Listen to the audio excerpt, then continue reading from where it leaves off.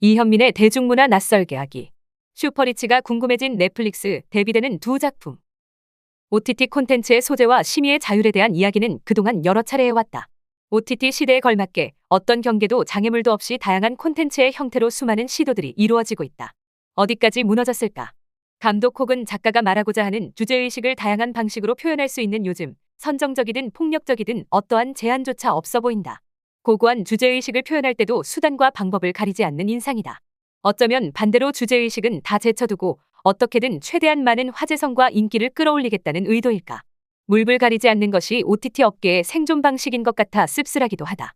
최근 공개된 넷플릭스 드라마 더 에이트 쇼는 이 물불 안 가리는 OTT 업계의 동향을 고스란히 드러내고 있다.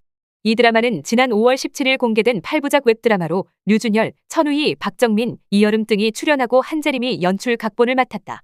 더 에이트쇼는 돈으로 궁지에 몰린 8명의 참가자가 시간을 버티면 그에 상응하는 상금이 지급되는 어떤 쇼에 참가하게 되면서 벌어지는 이야기다. 8명의 참가자들은 랜덤으로 각자 원하는 층을 뽑고 그곳에 기거하며 상금을 쌓아간다. 상금은 층별로 차등 분배되는데 층수가 즉 권력이자 계급이다. 층수에 따라 시급과 물가가 결정되므로 돈을 빠르게 많이 버는 높은 층수의 사람들은 자연스럽게 그 돈의 권력을 휘두른다. 돈을 지급하는 주체는 보이지 않는 권력으로 참가자들을 휘두르고 시간 즉 돈을 벌기 위해 안간힘을 쓰는 참가자들을 비웃듯 시간은 제멋대로 주어진다. 특히 참가자들의 게임이 잔인하고 폭력적으로 흘러갈수록 시간은 늘어만 간다. 더 에이트쇼는 자본주의 사회의 부조리에 대해 이야기하고 있다. 하지만 이 뜨거운 주제에 대해 하고 싶은 말은 꽤나 거창하고 많았지만 제대로 보여주지 못했다는 느낌이 드는 작품이다. 주제의식이 제대로 드러나지도 시청자들에게 깊은 메시지를 통한 각성을 주지도 그렇다고 사이다와 같은 통쾌한 결말도 보여주지 못했기 때문이다. 그동안 자본주의 사회의 부조리와 계급투쟁, 하층민의 삶의 고난을 풍자하는 작품은 수없이 많았다. 최대한 실체에 가깝게 다가가거나 우리가 그동안 느끼지 못했던 부분들을 잘 끄집어내어 풍자하였을 때 작품은 작품성에 대한 높은 평가와 시청자들의 환호를 받는다. 하지만 그러한 작품성과 재미를 기대했던 전 세계의 시청자들은 그저 폭력을 넘어 가학적으로만 흘러가는 더 에이트쇼의 실체의 교훈은커녕 경악하게 되었다. 그래서일까? 해외 시청 순위가 높다 한들 성공적인 시리즈물이라 평가하기 어려운 실정이 됐다.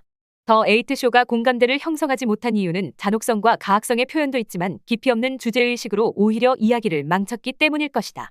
특히 부자는 나쁘고 가난한 자는 선하다는 너무 올드한 클리셰가 공감을 불러일으키지 못했다.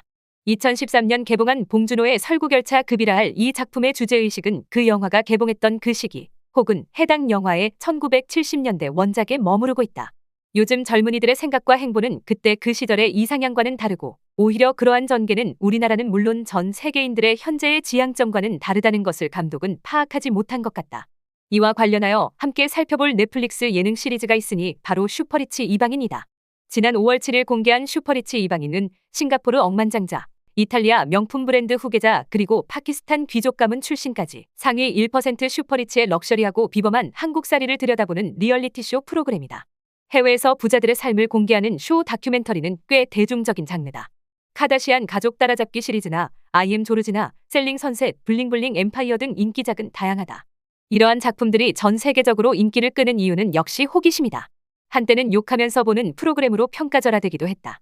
하지만 수년간 대중성을 띄었다는 것은 해당 작품들에 대한 수요와 호기심이 높다는 것을 의미함과 동시에 슈퍼리치의 삶을 바라보고 동경하는 심리가 단순히 계급을 향한 시기와 질투에서 비롯되는 시대는 지났다는 것을 의미한다고 필자는 생각한다.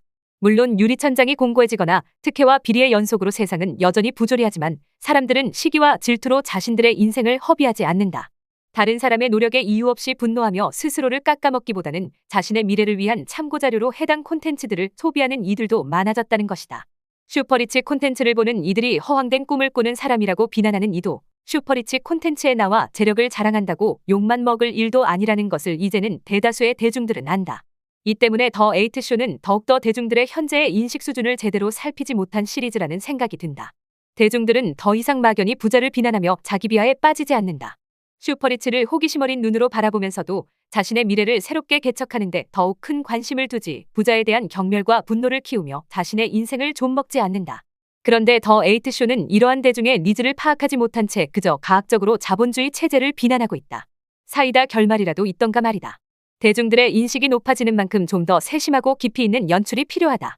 가학적이고 선정적인 것이 모두 인정된다고 해서 자극성으로만 콘텐츠를 완성할 수는 없는 일이다. 대중들은 더 이상 단순한 주제의식에 감화되거나 감동받지 않는다는 것을 기억해야 할 것 같다. 더 칼럼니스트